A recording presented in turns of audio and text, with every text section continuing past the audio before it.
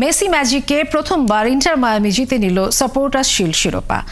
MLS-এ মেসির জোড়া গোলে কলম্বাস ক্রুকে 3-2 গোলে হারিয়েছে ইন্টার মায়ামি। এই ট্রফি জয়ে ক্যারিয়ারের সবচেয়ে বেশি 46 শিরোপার মালিক এখন এলেমটন। কোহিনুর কণার রিপোর্ট।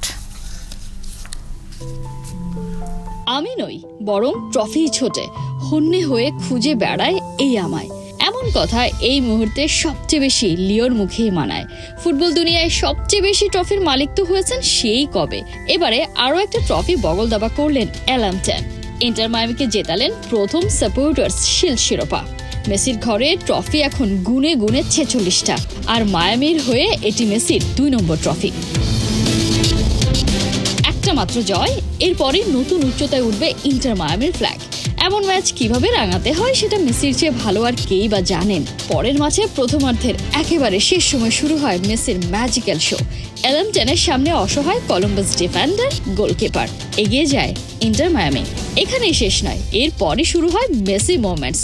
আরও একবার সমর্থকদের সামনে হাজির টিপিক্যাল এলেমটন। 5 মিনিটের ব্যবধানে ফ্রি কিক থেকে অসাধারণ গোল করে লিওর হয় জোড়া পূরণ। লিগে এই নিয়ে 17 ম্যাচে 17 গোল করলেন মেসি, করালেন 15টি। ক্যারিয়ারে আর্জেন্টাইন সুপারস্টারের গোল সংখ্যা দাঁড়ালো 843-এ। বিরতির পর অবশ্য ম্যাচে ফেরার আভাস দেয় কলম্বাস, তবে মিনিট 2-এর মধ্যে সুয়ারেজের গোলে আবারও লিড নেয় ইন্টার মায়ামি। খানিক বাদে পেনাল্টি থেকে গোল করে বসে হোস্টরা। শেষের দিকে আরও একটা পেনাল্টি পায় ওরা, তবে সেই পেনাল্টি আটকে দিয়ে হিরো বনে যান Miami goalkeeper Drake Callender. Columbus ক্রুর বিপক্ষে 5 গোলের রোমাঞ্চকর ম্যাচে জয় পায় ইন্টার মায়ামি।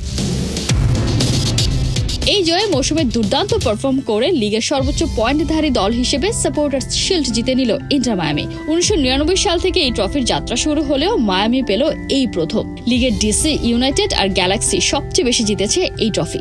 একই সাথে ইস্টার্ন কনফারেন্সের পয়েন্ট তালিকায় 2য় স্থানে থাকা দল কলম্বাসকে হারিয়ে শীর্ষস্থানটা আরও পাকা করল মেসি বাহিনী। কোহিনুর কণা, 71।